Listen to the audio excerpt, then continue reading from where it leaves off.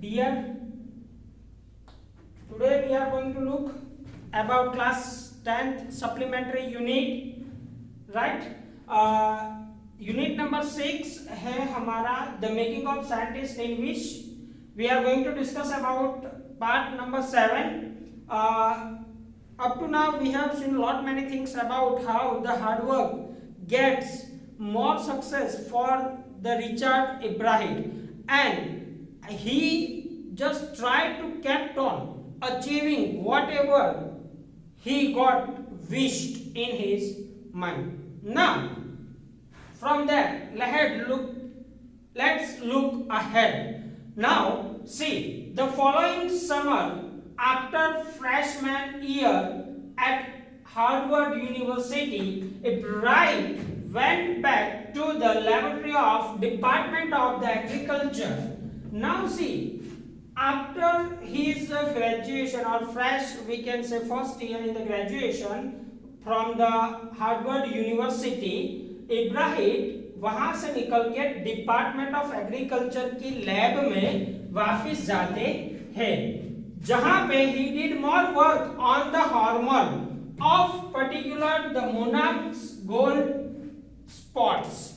वहां पे उन्होंने क्या किया, वापस जाके उन्होंने वहां पे मोनार्क बटरफ्लाई की विंग पे जो गोल्ड स्पॉट दिखते थे वहां पे उसकी ज्यादा पढ़ाई करनी शुरू की, ज्यादा रिसर्च करना शुरू किया. Using the laboratories sophisticated instrument, बहुत सोफिस्टिकेटेड एंड प्रेशियस इंस्ट्रूमेंट का इस्तेमाल करके, मतलब डियर स्टूडेंट यहाँ इस कहानी में हमें यह भी बताया जाता है कि if you want to achieve something, तो वहां पे there should not be any kind of we can say exclusion, right? कि सर हमारे पास लाइट नहीं थी, हमारे पास इक्विपमेंट नहीं थे, जिसको हम बहाने बोलते, बहाने नहीं होने चाहिए. If you want to achieve something from the determination और by the determination from the bottom of your heart, तो there if just you need to try at least one effort, you will get the way, get the thing whichever you want. Sorry. Instrument उसको वहां पे मिले, उसका इस्तेमाल किया, he was able to identify, तब जाके उसने आइडेंटिफाई किया. क्या आइडेंटिफाई किया? the hormones chemical structure, how that gold spot hormone has a chemical structure. उसका हर एक केमिकल, आप साइंस के सेशन के अंदर ये चीज आपने शायद पढ़ ली होगी, तो हर एक का हार्मोन के अंदर एक केमिकल स्ट्रक्चर होता है. तो वो उसने फाइंड किया. A year and a half later, करीबन 1.5 साल बीता होगा, ड्यूरिंग हिज जूनियर ईयर, उसी जूनियर ईयर के अंदर इब्राहिम गॉट एन आइडिया, उसको एक सोच आई, that is new theory about cell life, कि वो सेल लाइफ के बारे में और आगे रिसर्च करे. It came while he was looking at x ray. जब वो ये सोच कब आई, क्यों वो सेल के बारे में ज्यादा पढ़ाई करना चाहता था.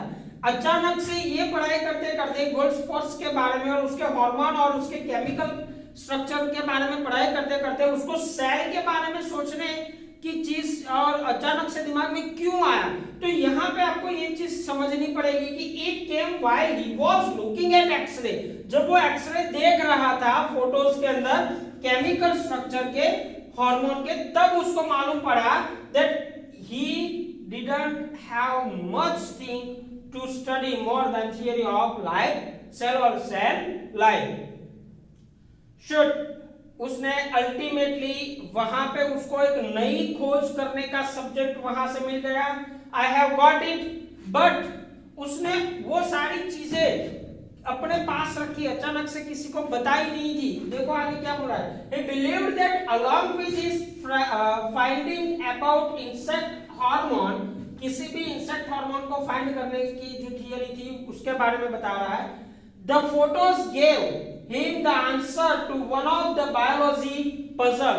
बायोलॉजी की जो अब तक की बहुत बड़ी पजल बनी थी उसको एक्सरे के फोटोज देखने के बाद एक आंसर मिला. How the cell, yes, can read, how the particular cell can read the blueprint of the DNA of that particular insect. उस पर्टिकुलर इंसेक्ट का डीएनए जो ब्लूप्रिंट होता है वो हार्मोन जो है वो कैसे रीड करता है, ये चीज उसको समझ में आई. DNA is a kind of, we can say absolute and there is only one and one kind of DNA. Every person, every body, every animal has one particular DNA जिसको हम उसकी यूनिक आइडेंटिटी भी बोलते हैं. In the nucleus of the cell, कहां पे होता है? न्यूक्लियस ऑफ द सेल के अंदर. That controls heredity.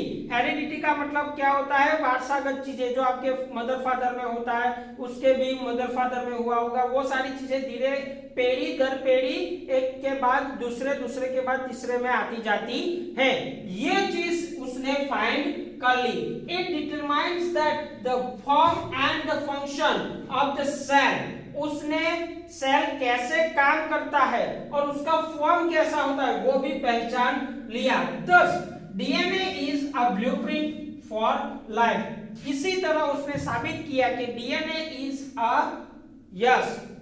blueprint of life. Ibrahim and his college roommate James R. Wong worked all that night drawing pictures and constructing the plastic models of the molecule to show how it could happen.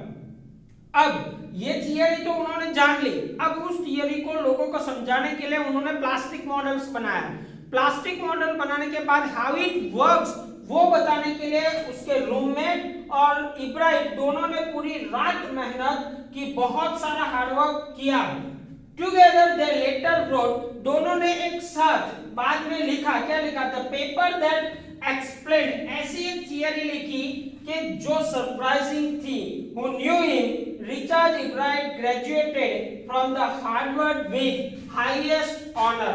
Harvard university का highest honour उसको दिया गया और second in his class of 1510 students में से उसको second rank मिला था. तो ये सारी चीजें डियर स्टूडेंट आपको याद रखनी पड़ेगी क्योंकि इसके क्वेश्चन आंसर आ सकते हैं. वैसे ये स्टोरी आप जैसे क्रिएटिव स्टूडेंट को मोटिवेट करने के लिए होती है कि भाई आप अगर कोई काम करना, रिसर्च करना चाहते हो तो वहां पे कोई बहानेबाजी नहीं चलती. You have to work at least and after hard working you will achieve something someday. It may take too much time.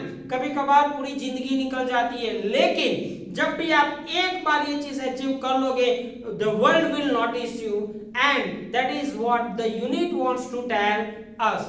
अब इसके बाद हमारा लास्ट पोर्शन आएगा that we will look after this one. Thank you.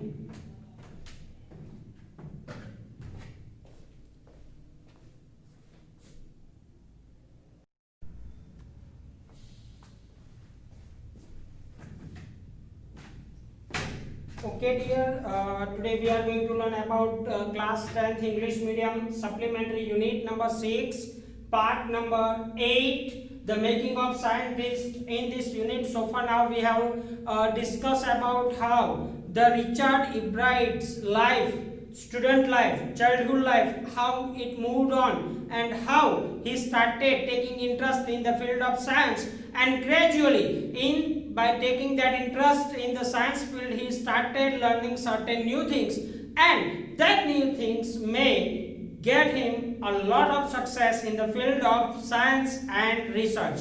Today we are going to look about the ending portion of the unit. Ibrahim went on to become a graduate student researcher at Harvard Medical School. Harvard Medical School के अंदर अब वो researcher graduate student बनने जा रहा था. Then he began doing experiments to the test his theory. वहां पे उसने जो थियरी आगे मोनार्क बटरफ्लाई और उसके स्पॉट्स के बारे में, गोल्ड स्पॉट्स के बारे में, and the cell is a life, वो theory, and apart from this DNA, ये जो दो तीन बातें हैं उसकी थियरी जो दी गई थी उसकी यहाँ पे उसने पढ़ाई और उस पे एक्सपेरिमेंट करना शुरू कर दिया था. If the theory proves correct, अगर ये थियरी प्रूव करेक्ट हो जाती है, it will be a big step towards the understanding the process of life, how the life moves on, life कैसे आगे बढ़ती है, उस प्रोसेस को समझने के लिए बहुत आसानी हो जाएगी अगर इसकी ये थियरी प्रूव हो जाती है। तो it might also lead new ideas for the preventing some types of cancer and other disease. अगर ये सेल वाली चीज अगर उसको हम समझ लेते हैं तो कुछ प्रकार के कैंसर और कुछ प्रकार के डिसीज जो इसके बेस पे होते हैं या होने वाले होते हैं उस पे हमें और कामयाबी मिल जाती है, उसको हम प्रिवेंट यानी रोक सकते हैं। all of this is possible because of Ibrahim's scientific curiosity। कोई भी चीज अगर आपको करनी है, समझनी है, आगे बढ़ना है उस फील्ड के अंदर, तो आपके पास उसको जानने के लिए भूख होनी चाहिए, मतलब क्यूरियोसिटी होनी चाहिए, जिज्ञासा होनी चाहिए कि मैं और आगे क्या कर सकता हूँ। वही चीज हमें इब्राहिम के माइंड के अंदर दिखाई देता है। His high school research into the purpose of the spot on monarch pupa eventually led him to the theory of cell life। ये सिर्फ पहले जब वो स्कूल लाइफ में था तो मोनार्क प्यूपा के ऊपर जो स्पॉट होल होते हैं उसकी पढ़ाई करते करते धीरे धीरे सेल लाइफ तक हमें ये थियरी लेके जाती है। Richard Ebright has been interested in the science since he first began collecting butterflies। जब से वो बटरफ्लाई कलेक्ट करना शुरू किया था, अगर आप पहले पार्ट में अगर आप जाके देखोगे आपको मालूम पड़ जाएगा, तब से इस थियरी की नींव डाली गई थी। But not so deeply that he hasn't time for other interest। उस टाइम पे वो उतना डीप एफर्ट नहीं कर पाया क्योंकि उसके पास उस टाइम पे जब बच्चा होता है तो बहुत सारी चीजें दिमाग के अंदर चल रही होती है। Ibrahim also become a champion debater and public speaker। वो पढ़ाई के साथ साथ, रिसर्च के साथ साथ अच्छी पब्लिक स्पीकिंग कर सकता था, अच्छी डिबेट कर सकता था, गुड स्पीकर भी था, गुड कैनोइस्ट भी था and all round outdoor I should say, कि वो एक किस्म का एक्सट्रोवर्ट पर्सन था जो बाहरी दुनिया से भी अटैच रहता था और रिसर्च की फील्ड में भी अटैच रहता था। He is also an expert photographer. वो फोटोग्राफी भी बहुत अच्छी कर लेता था, पर्टिकुलरली नेचर की फोटोग्राफी, और जहां जहां साइंस उसको दिखता है वैसी चीजों की फोटोग्राफी उसको करना बहुत अच्छा लगता था। इन high school Ibrahim was a straight student. High school के अंदर वो स्ट्रेट स्टूडेंट था बिकॉज लर्निंग वाज इजी। उस टाइम पे उसके लिए पढ़ाई करना बहुत आसान था। ही turned his energy towards debating. उसने स्कूल लेवल में ज्यादातर दूसरे काम नहीं होते तो उस टाइम पे लर्निंग के साथ साथ अपनी बाकी की एनर्जी को डिबेटिंग के अंदर लगा दी and model United Nations club के अंदर वो ज्वाइन हो गया।